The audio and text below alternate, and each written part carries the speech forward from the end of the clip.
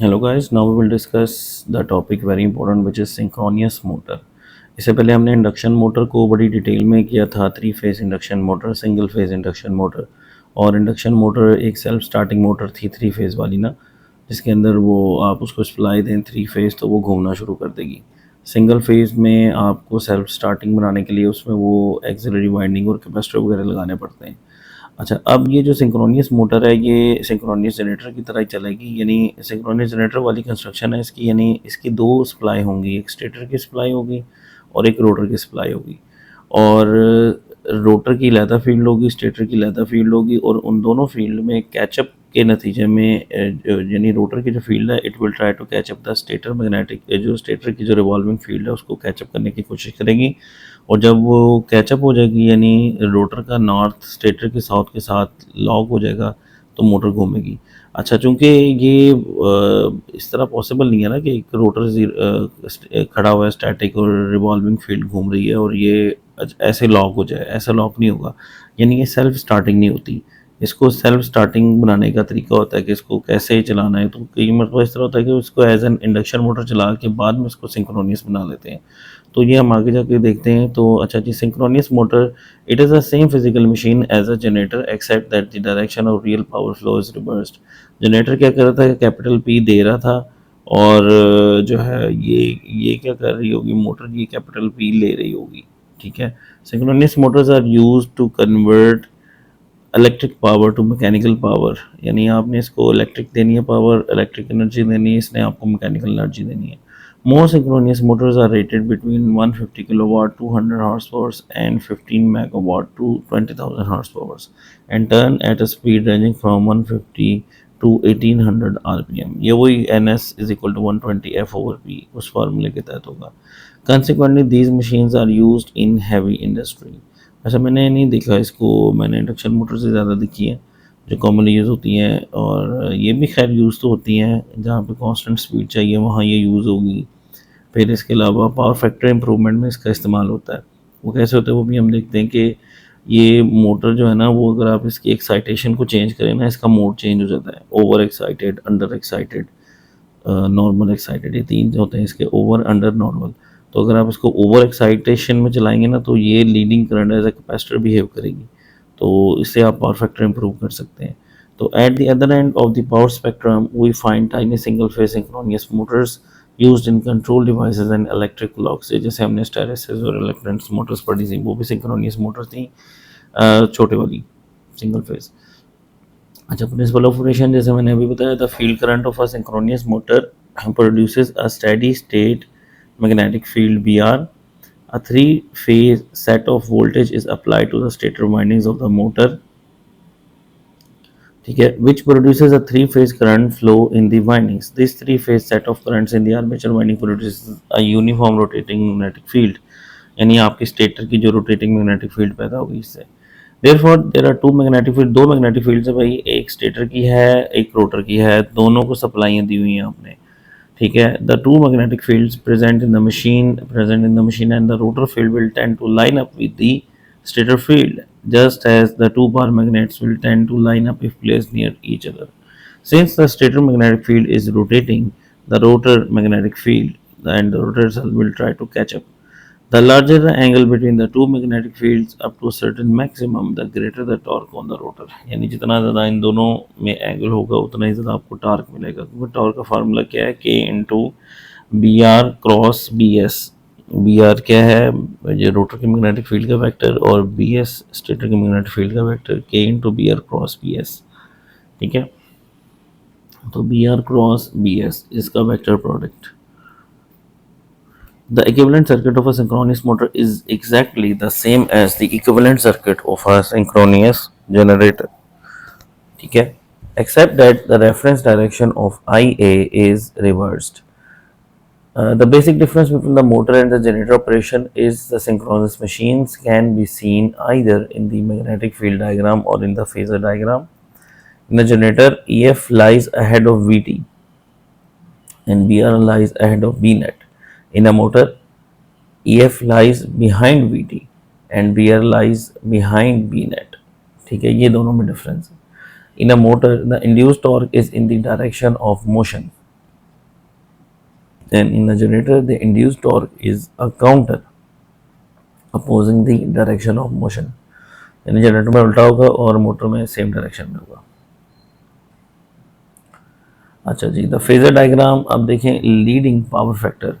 ये जो leading power factor का इसको हम क्या कहते हैं, ओवर एक्साइटेड।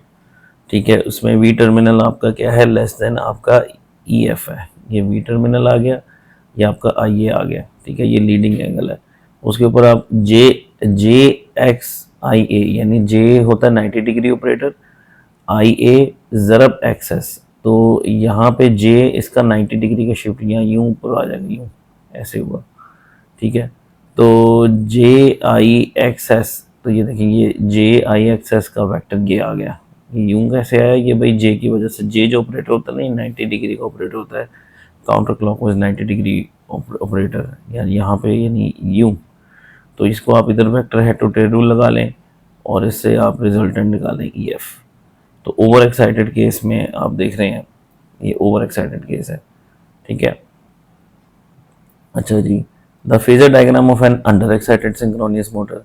अगर आपकी एक्साइटेशन आप कम कर दें तो वो लैगिंग पावर फैक्टर लेगी। तो वो कैसे हम ड्रॉ करेंगे, ये we T reference, I A lagging power factor theta. अब इसके ऊपर आप जे करें जे आई ए एक्सेस, जे आई ए एक्सेस यूँ, तो यहाँ पे रखे यूँ। तो अब ये देखें वी टी, तो यहाँ पे जो वी टी है वो इस केस में ये आपकी फेजर डायग्राम बनेगी अंडर एक्साइटेड। ठीक है, ओवर एक्साइटेड में मोटर क्या कर रही है कि लीडिंग एंगल आ रहा है थीटा, और अंडर एक्साइटेड में लैगिंग आ रहा है। तो a normal excited synchronous motor, जो नॉर्मल एक्साइट होगी उसमें ये एंगल जीरो होगा, तो वो यूनिटी पावर फैक्टर पे ऑपरेट करेगी। The lagging reactive V A required from the A C source is zero. तो उस सूरत में आपका ये जो ए सी सोर्स का जो रिएक्टिव पावर है, साइन जीरो इज जीरो। ठीक है, तो lagging reactive V A required for the A C source is zero. A plot of the V A versus I F, ये बड़ी इंपॉर्टेंट है भाई, वी कर्व इसको कहते हैं सिंक्रोनियस मोटर की। Plot of I A versus I F, यानी armature current versus field current for a synchronous motor shown below known as a V curve. In each curves of the P constant P minimum I occurs at unity power factor. Constant P, constant power के लेकर आप देखें कि आपकी unity power factor आपको मिल रहा है। ये देखें आप आई एफ जो है, शुरू में देखें आई एफ के अकॉर्डिंग यहाँ पे आप ये अंडर एक्साइटेशन है, यहाँ पे ओवर एक्साइटेशन है। तो अंडर एक्साइटेशन में देखें कि full load, half load, no load, उसमें आई एफ को जैसे आप इंक्रीज़ करते हैं तो आपका आई ए कम हो रहा है, कम हो रहा है, कम हो रहा है, यहाँ तक कि एक मिनिमम वैली पे पहुँच गया, वैली पॉइंट यानी मिनिमम पॉइंट पे पहुँच गया, यूनिटी पावर फैक्टर है जहाँ पे। उसके बाद अब आप बढ़ाते हैं इसको, ओवर एक्साइटेशन की तरफ लेके जाते हैं, ओवर एक्साइटेशन, तो फिर ये आपका आई ए बढ़ना शुरू हो जाता है। ठीक है, तो बेसिकली आई एफ और आई ए में जो रिलेशन है कि आई एफ के साथ आई ए पहले कम होता है, फिर यूनिटी पावर फैक्टर पे जाता है, यानी लैगिंग पावर फैक्टर पे आई एफ को अगर आप इंक्रीज़ करेंगे तो आई ए डिक्रीज़ करेगा, यहाँ तक कि यूनिटी पावर फैक्टर आ जाएगा। अब इसके बाद अगर आप आई एफ इंक्रीज़ करेंगे तो आई ए इंक्रीज़ करेगा। तो ये इसका बिहेवियर है, यानी आई एफ अगर आप फर्ज करें लैगिंग पावर फैक्टर पे यहाँ पे है, तो यहाँ पे आप आई एफ को बढ़ाएंगे, आई ए कम होगा। यूनिटी पावर फैक्टर पे जो है ये पॉइंट आप पहुँच गए। अब इसके बाद अगर आप चले जाते हैं ओवर एक्साइटेड पे, अब अगर आप आई एफ बढ़ाएंगे तो आपका आई ए इंक्रीज़ करेगा। ठीक है, तो ये बेसिकली बड़ी इंपॉर्टेंट कर्व है, वी कर्व है इसको कहते हैं। इसको क्या कहते हैं, V curve of synchronous motor. Synchronous motors are usually used in large sizes because in small sizes they are costlier as compared with the induction machines। बड़े साइज में जहाँ पे बड़े साइज वगैरह हम इस्तेमाल करें, छोटे में तो इंडक्शन से काम हो जाएगा। The principal advantages of using synchronous motors are as follows. Power factor, ये जो मैंने बताया था आपको, power factor of synchronous machine can be controlled very easily by controlling the field current. ठीक है, it has very high operating efficiency and constant speed. Speed इसकी constant होती है वही सिंक्रोनियस वाली, इसलिए ये बड़ा इसका अच्छा यूज़ है। For operating speed less than about 500 RPM and for high power requirements above 600 kilowatt synchronous motor is cheaper then the induction motor. यानी अगर आपके आरपीएम कम है लेकिन कम है, आरपीएम है लेकिन कम है और पावर ज़्यादा है, तो आप ये यूज़ कर लें। In view of the advantages, synchronous motors are preferred for driving the loads requiring high power at low speed. यानी हाई पावर लो स्पीड जो लोड होंगे उस पर सिंक्रोनियस मोटर प्रेफरेबल होगी, ये इंपॉर्टेंट पॉइंट है। इसमें reciprocating pumps, compressors, crushers, rolling mills, pulp grinders etcetera. अच्छा जी, अब सिंक्रोनियस कंडेंसर क्या होता है? ये वही है कैपेसिटर बैंक की तरह, यानी एक सिंक्रोनियस मोटर को अगर आप पावर फैक्टर को इम्प्रूव करने के लिए यूज़ करना शुरू कर देंगे तो वो सिंक्रोनियस कंडेंसर कहेंगे उसको हम।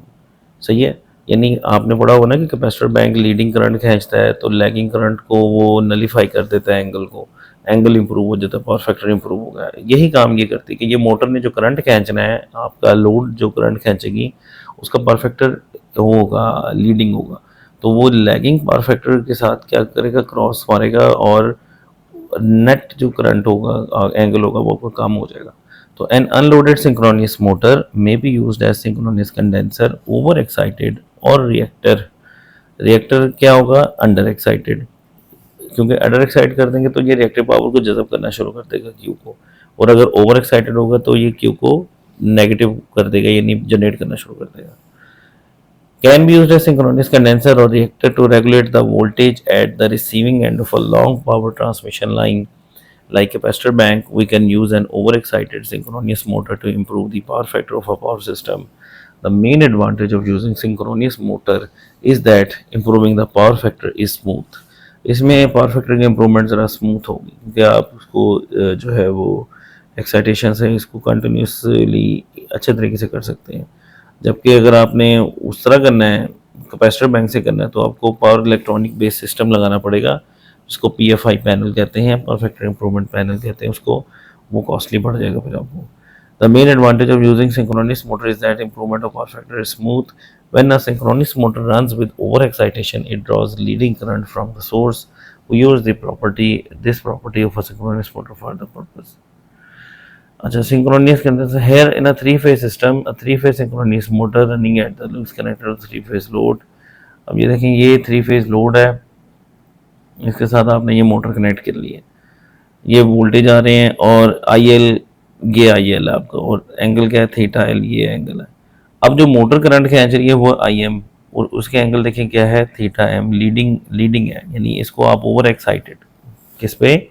ओवर एक्साइटेड पे चला रहे हैं, ओवर एक्साइटेड पे चला गए तो ये लीडिंग करंट आ गया आपका। तो अब नेट करंट क्या होगा? ये और ये करंट क्या होगा? कि दूसरे को अपोज करेंगे और ये नेट करंट इसका निकल आएगा, मतलब हेड टू टेल रूल लगा लें, इसको उठा के इधर रखें और ये हेड टू टेल रूल, ये आपका नेट करंट है। अब ये एंगल देखें, थीटा कितना कम हो गया, पहले थीटा L कितना ज़्यादा था और अब थीटा कितना कम है, और इसके नतीजे में आपका पावर फैक्टर क्या हो गया? इम्प्रूव हो गया। Suppose due to a reactive load of the power system, the system draws a current IL from the source at a lagging angle theta L in respect of the voltage. Now the motor draws IM from the same source at a leading angle theta M. Now the total current drawn from the source is the vector sum of the load current and the motor current. The resultant current drawn from the source has an angle theta in respect of the voltage. The angle theta is less than angle L, theta L.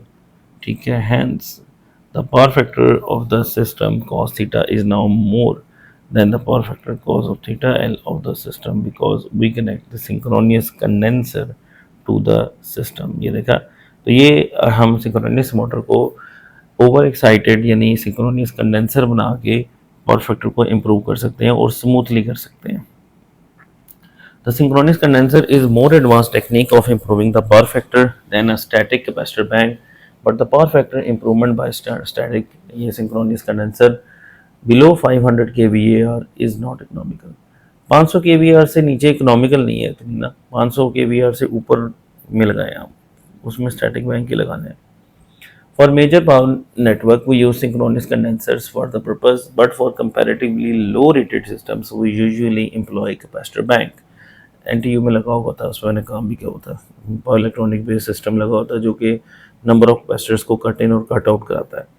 अच्छा जी, the advantage of a synchronous condenser are that we can control the power factor of the system smoothly without stepping as per requirement. Steps में नहीं होगा, capacitor bank में तो steps में होगा ना, एक कैपेसिटर के उसके साथ दूसरा आगे लग जाएगा पैरेलल में, फिर तीसरा लग जाएगा, तो वो जमा होते जाएंगे, मतलब वो स्टेप्स में होगा।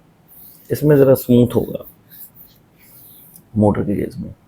The advantage of a synchronous condenser is that we can control the power factor of the system smoothly without stepping as per requirement. In case of a static capacitor bank, the finite adjustments of power factor can not be possible. अगर हमें बहुत थोड़ी थोड़ी changes करनी है, fine tuning, fine कहते हैं ना, फाइन फाइन फाइन की नॉब होती है, यानी फाइन ट्यूनिंग नहीं हो सकती, क्योंकि कैपेसिटर बैंक वाले में कैपेसिटर लगेगा, उसकी अच्छी खासी वैल्यू होती है, तो यकदम जर्क्स आएंगे, यानी क्यू के जर्क होंगे, यानी स्टेप्स में चेंज होगी। लेकिन कंडेंसर की मदद से आप उसको फाइन ट्यूनिंग भी कर सकते हैं, ठीक है। In case of a static capacitor bank, this fine adjustments of the power factor can not be possible, rather capacitor bank improves the power factor stepwise. The short circuit withstand limit of the armature winding of a synchronous motor is high. Although the synchronous condenser has some disadvantages, the system is not silent since the synchronous motor has to rotate continuously. तो system का शोर noise काफ़ी ज़्यादा होगा, rotary motion है, bearing के fault आएंगे, vibration होगी, तो ये चीज़ें हैं। An unloaded synchronous motor may also be used as a reactor under excited mode to regulate the voltage at the receiving end. अब आपको जो लॉन्ग पावर ट्रांसमिशन लाइन होती है ना, इसका मैं आपको गाइड कर दूँ, इसमें होता है फेरांटी इफेक्ट, उसको बोलते हैं फेरांटी इफेक्ट। एक होता है सेंडिंग एंड वोल्टेज, एक होता है रिसीविंग एंड वोल्टेज। यहाँ पे आपका सेंडिंग एंड वोल्टेज आपका Tarbela dam, Mangla dam, receiving end voltage आपका ये लाहौर, कराची, फैसलाबाद, ये शहर हो गए। तो अगर तो लाइटली लोडेड है कंडीशन है, यानी शहर बंद है, कोई लाइट लोड ही नहीं है, तो आपका जो रिसीविंग एंड वोल्टेज होता है ना शहरों में, वो बढ़ जाएगा आपके सेंडिंग एंड से। इसको कहते हैं फ्रंट इफेक्ट, लाइन की कैपेसिटेंस की वजह से रिएक्टिव पावर की एक्सेस हो जाएगी। और अगर आपका हैवीली लोडेड है, शाम का वक्त है, हर चीज़ चल रही है, तो फिर क्या होगा, फिर आपके वोल्टेज ड्रॉप हो जाएंगे रिसीविंग एंड पे। ये शहरों में वोल्टेज जो सेंडिंग एंड है उससे कम आएंगे, ठीक है।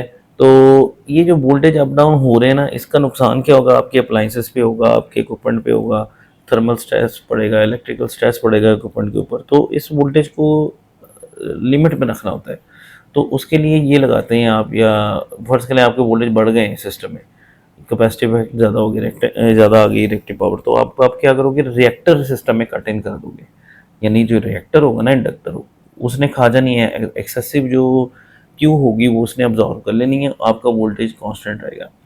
इसी तरह अगर आपका हैवीली लोडेड हो गया, शहरों में लोड बहुत बढ़ गया, तो फिर आपके जो वोल्टेज कम हुए होंगे, तो रिएक्टिव पावर बेसिकली कम होगी ना सिस्टम में। तो कैपेसिटर बैंक को जब आप कट इन करते हो ना, तो कैपेसिटर बैंक सप्लाई कर देता है क्यू, तो वो जो डेफिशिएंसी होती है वो उसको पूरा कर देगा और आपकी वोल्टेज दोबारा नॉर्मल हो जाएंगे। तो ये रिएक्टिव पावर की कंपनसेशन होती है कि इस रिएक्टिव पावर की कंपनसेशन से आप जो है अपने वोल्टेज प्रोफाइल का ट्रांसमिशन को उसको सही रख सकते हैं, स्टेबल रख सकते हैं। तो an unloaded synchronous motor may be used as a reactor under excited mode to regulate the voltage at the receiving end of a long power transmission line. अब स्टार्टिंग में आपको बताया था कि स्टार्टिंग का इशू होता है सिंक्रोनस मोटर्स की, ये मतलब सेल्फ स्टार्ट नहीं होती। तो इसका अब क्या तरीका है भाई स्टार्ट करने का। Synchronous Motors run at synchronous speed. The synchronous speed of a motor depends on the supply frequency and the number of poles in the motor. We can change the synchronous speed of the motor. The synchronous speed of a motor depends on the supply frequency and the number of poles in the motor. We can change the synchronous speed of the motor by changing the supply frequency and the number of poles. तो ये आप इसकी जो synchronous speed है, चूँकि synchronous speed पे चलती है ना मोटर, तो उसको आप चेंज कर सकते हैं F से या P से। But the motor would always run with this speed for a given supply frequency and the number of poles. कोई एक फ्रिक्वेंसी पे और पोल्स पे ये एक ही स्पीड पे चलेगी, ऐसा नहीं हो सकता कि ये डिफरेंट स्पीड पे चल जाए, ये उसी स्पीड पे चलेगी जो फार्मूले के तहत आएगी 120F/P। अब starting a synchronous motor using an induction motor. Induction motor से स्टार्ट करते हैं जी इसको। In this method the rotor of the synchronous motor is brought to synchronous speed before the motor is switched on. For this purpose a small induction motor, जिसको pony motor कहते हैं, it is directly coupled with the synchronous motor. After the rotor of the synchronous motor is brought to the synchronous speed, the DC supply of the rotor is switched on. After that, the induction motor is decoupled from the synchronous motor. यानी आप जो आपकी synchronous motor उसको शुरू में बंद रखें और एक इंडक्शन मोटर लगा दें साथ, पोनी मोटर, छोटी मोटर, उससे उसका रोटर घुमा दें। मसला तो कैचअप का है ना, कि रोटर की फील्ड स्टेटर की फील्ड को कैचअप कर ले, लॉग हो जाए। तो इंडक्शन मोटर, पोनी मोटर लगा के आप जो सिंक्रोनियस मोटर है उसको, उसके रोटर को घुमा दें, जब वो सिंक्रोनस स्पीड के करीब करीब चला जाएगा उसके बाद आप उसकी सप्लाई ऑन कर दें तो वो इंटरलॉकिंग हो जाएगी, ठीक है। तो starting a synchronous motor using an induction motor. अच्छा जी, starting a synchronous motor using a DC machine. A DC machine working as a motor, it is coupled to the synchronous motor and brings the rotor motor, synchronous motor to synchronous speed. Once it achieves the synchronous speed, the DC machine works like a DC generator and supplies DC to the rotor of the synchronous motor. This method offers easy starting and better efficiency. ठीक है। DC machine is coupled to the synchronous motor and brings the synchronous motor to the synchronous speed. Once it achieves the synchronous speed, जब synchronous speed मिल गई उसको, the DC motor works like a DC generator. तो DC जो motor थी वो अब DC generator आप उसको बना रहे हैं, यानी पहले वो डीसी मोटर के तौर पे काम कर रही थी, यानी आपने उसको सप्लाई दी थी, वो घुमा रही थी। अब जब काम हो गया, आपका काम निकल गया, तो अब आप उसको सप्लाई बंद कर दें तो वो जनरेटर बन जाएगी आपकी, ठीक है। And it supplies DC to the rotor of the synchronous motor. This method offers easy starting and better efficiency than the previous method. तीसरा क्या होता है, starting a synchronous motor using damper windings. In this method the motor is first started as an induction motor, यानी induction motor के तौर पर उसको start कर लिया मैंने जैसे आपको बताया था, and then starts running at a synchronous motor after achieving synchronous speed. बाद में जब सिंक्रोनस स्पीड के करीब करीब पहुंच जाए तो उसको आप सिंक्रोनस मोटर बना लें। For this damper windings are used. Damper windings are additional windings consisting of copper bars placed in the slots in the pole faces. The ends of the copper bars are short circuited. These windings behave as rotor of an induction motor. When three-phase power is supplied to the motor starts running as an induction motor at a speed below the synchronous speed. After some time, the DC supply is given to the rotor. The motor gets pulled into synchronism after some instant and starts running as a synchronous motor. When the motor reaches the synchronous speed, there is no induced EMF in the damper windings anymore and hence they don't have any effect now. आपको पता है कि induction motor में भी synchronous speed पे नहीं घूम सकती ना, क्योंकि रिलेटिव मोशन खत्म हो जाएगी। तो जब ये सिंक्रोनस स्पीड पर आ जाएगा आपका रोटर, तो वो इंडक्शन खत्म हो जाएगी, उसका खुद ब खुद वो डैम्पर वाइंडिंग फायरिंग हो जाएगी। This is the most commonly use technique for starting synchronous. ये मैंने आपको बताई थी कि इसको एज एन इंडक्शन मोटर के तौर पर स्टार्ट करते हैं यूजिंग डैम्पर वाइंडिंग, और वो बाद में खुद ही ख़त्म हो जाती है जब उसमें वो सिंक्रोनिज्म के करीब करीब पहुंचती है। अच्छा जी, फाइनली फोर्थ वन क्या आता है, starting a synchronous motor using a slip ring induction motor. Induction motor squirrel gauge थी, दूसरी स्लिप रिंग्स थी, इसके थ्रू भी आप चला सकते हैं। Here an external rheostat is connected in series with the rotor. The motor is first started as a slip ring induction motor. The resistance is gradually cut off as the motor gains speed. When it achieves synchronous speed, the DC excitation is given to the rotor and it is pulled into synchronism, then it starts rotating as a synchronous motor. तो आप एक slip ring induction motor की मदद से भी अपनी synchronous motor को चला सकते हैं। तो ये 3-4 मेथड्स हमने देखे, ज़्यादा ये कॉमन है, ये 3 नंबर वाला ये ज़्यादा यूज़ होता है, और इससे जो 2 नंबर वाला था, इससे पीछे वाला वो डीसी मशीन वाला, वो एफिशिएंट ज़्यादा था। चाहे एक छोटा सा प्रॉब्लम देख लेते हैं। The input to an 11 kV 3-phase star connected synchronous motor. ये देखें, ये बड़ी इंपॉर्टेंट बात है, इन्फॉर्मेशन है। 11 kV वोल्टेज आ गए, स्टार कनेक्टेड का मतलब ये है कि 11 kV लाइन वोल्टेज है, पर फेज वोल्टेज क्या होंगे, 11 kV ओवर √3, सही है। और मोटर के करंट कितना है, 60 एम्पेयर है। चूँकि ये स्टार में है तो फेज करंट लाइन करंट दोनों बराबर होंगे। The effective resistance and synchronous reactance per phase, अब आर और एक्स कितना गिवन है, 1 ओम और 30 ohm respectively. Find the power supply to the motor and the induced EMF for a power factor of 0.8 leading.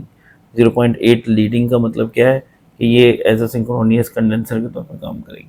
तो power supplied कैसे निकालेंगे अभी हम देखते हैं। पर फेज वोल्टेज जैसे मैंने आपको बताया 11 kV और √3 वाई में कनेक्शन है, 6351 वोल्ट्स। और करंट कितना है जनाब, 60। लैगिंग एंगल कितना है जी, 0.8 पावर फैक्टर है, तो कॉज इनवर्स 0.8, तो ये आपका 60 एंगल 36.87, ये लीडिंग एंगल है ये, ठीक है, ये इसमें लिखा हुआ लीडिंग। तो note that theta is positive as I A is leading, तो एक्सेस 30 है, आर ए 1 ओम है। पावर सप्लाई क्या होगी, √3 VL आई ए कॉस वाई, सिंपल है। √3 VL ये 11 के भी पुट करते हैं, आई ए जितना है 60 कॉस वाई कितना है 0.8, तो ये यहाँ पुट कर दें, तो ये आपकी पावर निकल आएगी, power supply to the motor. और इंड्यूस्ड ईएमएफ पर फेज क्या होगी जी, उसका फार्मूला वो मॉडल वाला लगाएं, E is equal to V minus I A R A plus J X. तो V minus I A R A plus J X ये वो इम्पिडेंस है। तो ये E निकल आएगी आपकी 7529.1, एंगल कितना है इसका -11.3। ये उसका E निकला है E। अच्छा ये देखें पर फेज़ है, इसको अगर 3 फेज़ में लेके जाना है इसको √3 से फिर ज़रा भी दें लाइन वोल्टेज के लिए। तो लाइन वोल्टेज क्या होंगे √3 टाइम्स 7529.1 यानी 13 kV हो जाएंगे, यानी 11 kV की मोटर थी, लेकिन अब आपको लाइन वोल्टेज कितना मिल जाएंगे 13 kV तक मिल जाएंगे। और उसकी वजह क्या है कि आप उसको ओवर एक्साइटेड फॉर्म में चला रहे हैं लीडिंग पावर फैक्टर के ऊपर। अच्छा जी, तो ये आज के लिए इतना ही काफ़ी है। Thank you very much for listening.